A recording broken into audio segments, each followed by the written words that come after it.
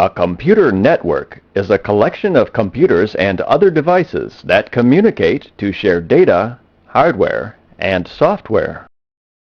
Typically, to connect your computer to a network, you install a network interface card, then use a cable to connect this card to a network device called a hub. A hub is the central connection point for all the devices on a network. Once your computer is connected to a hub, it becomes a network workstation, and you exchange email, documents, and data with other workstations.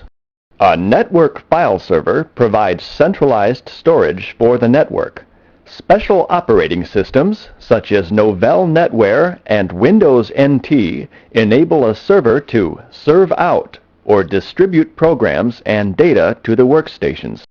A printer connected to a hub can be shared by the workstations on a network to eliminate the cost of providing every workstation with its own printer.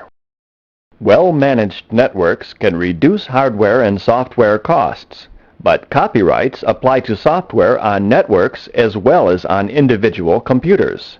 Special multi-user licenses for the software shared on networks provide cost-effective savings within the framework of copyright law.